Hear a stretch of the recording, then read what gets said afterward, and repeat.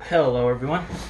This is the reassembly of a 2012 Fjr1300's windshield driver unit. And so what this does is it moves your windshield up and down with the help of a motor. So you might ask, why would someone take this apart? Sometimes wires can break or they can fray, and it makes it so these are uneven and then it doesn't work properly. Or in my case, I had a strip bolt in one of these brackets here, and so it was easier to just get a new bracket than to have to tap a new hole into this and do all that extra jazz. So what you'll see is you'll have 3 wires, and these are all very important and go in very specific ways for the control of this middle gear to be able to move these up and down effectively and together. First thing you want to do is have your gear. You should be able to see a little triangle here. You want to make sure the triangle is facing this this roller here, or it can even be straight aligned. It doesn't matter as long as this side is on this side here. So once you have that, first thing you want to do is grab your second longest cable. This one has 2 what looks like barrels on the end, and what you want to do is I usually start on the right hand side. All of these have little notches. I think you can see them here where these cables go. And so the first thing I'm going to do is guide this wire through this side and put it around this roller. And then you want to bring it down below the other roller, and then you can go ahead and bring this one down, and there you go. And then I would just keep these tight. You can see that already these are matched perfectly together if they were tight, which we'll tighten in a little bit, but they move up and down together, and you want to make sure that's correct, because if it's not correct, then either A, you have the wrong wire size, or B, there's something wrong with your rollers, or C, one of these is cracked and they're not lining up properly. The next thing you want to do is grab your longest wire here, and so these only fit one way into this middle gear. So this one, you can see it won't fit into this hole. It will fit, but it won't lay down, and so that's how you know that you're in the wrong one. So the one we're going for is right here. It's halfway through, and so what we'll do is we'll put that in there, and this little gear has kind of like indentations in it, kind of like a grid or something that this wire will wrap around. So you want to wrap it once, and then you wrap it one more time. So you've wrapped it twice, and then from there, this comes around this roller here. And now, this is the hard part. So this was gonna want to unwind on itself. In fact, it's already doing so. So you want to make sure you keep it tight, and so after, you can even actually just let it unwind a little bit, because we can fix it here in a minute. But you put it in this hole here. So this one goes around this twice, up this, around, and into this bottom hole. Okay, so now let's go ahead and fix our windings on this.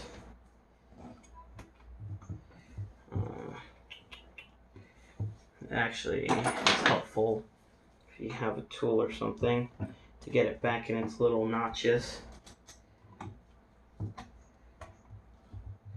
There we go. So now this part is perfect. Last thing you want to do is just line up again with this roller in the triangle.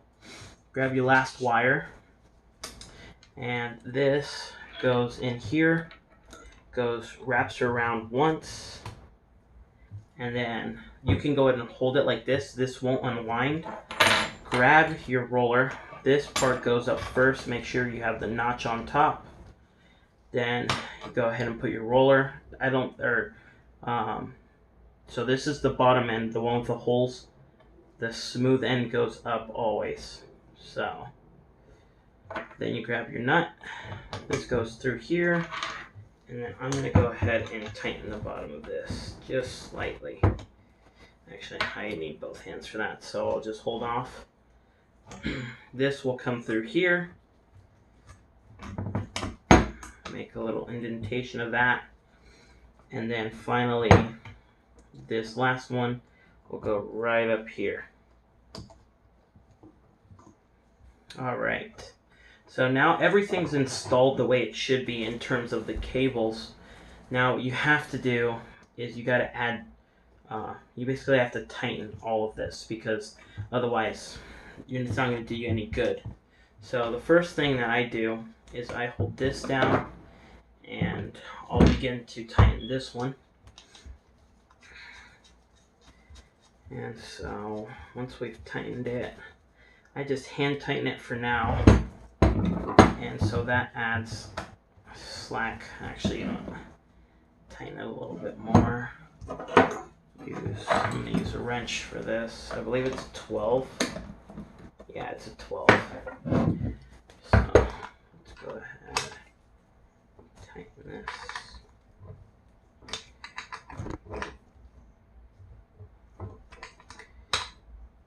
Okay.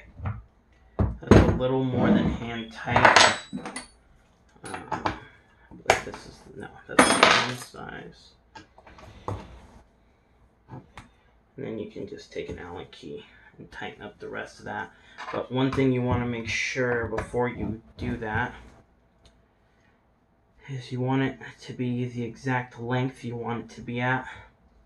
And then you can go ahead and tighten it. So there we go. That looks like it's got a little bit of slack, but we'll fix that in just a second. So you can see that this roller isn't properly spinning because there's just not enough tension on it. So once we're done with that, we can go ahead and grab this nut here. So this is a tensioning nut. That's what I'm going to call it. I'm not sure if that's the right terminology for it. You just want to make a big enough gap to where this fits in here, and then we can go ahead and start tightening that. I believe it's a 10. Oops.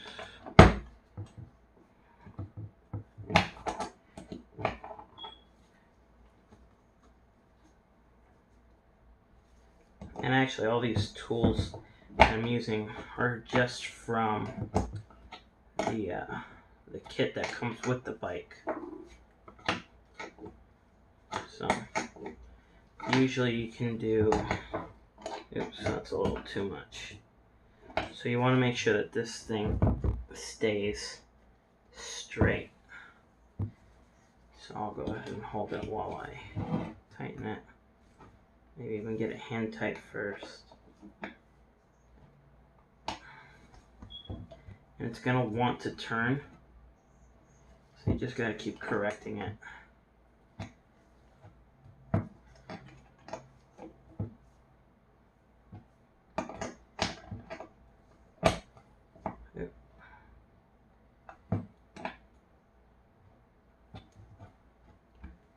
So I will check. So that's pretty good. It is a little over tight. I can feel that there's a little bit too much tension on it. I'm going to release some of the tension on it.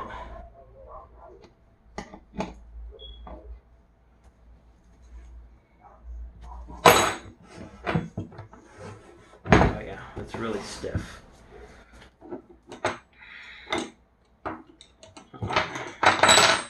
You don't want it over stiff, because then the motor will have trouble moving it. So that's pretty good there. Yep, and everything is moving as it should. So then I'm going to go ahead and tighten this one so this can no longer move. And there you go. So once that's tightened and done with, last thing you got to do is just put back, we'll just make sure that this has good movement, which it does. You'll have two covers, and so first thing is you have this tension spring. You just want to go ahead and give it some tension on here, and then it goes right over the central bearing of this, and then you grab the cover, and cover goes right on just like that, and then you have 3 bolts. 1,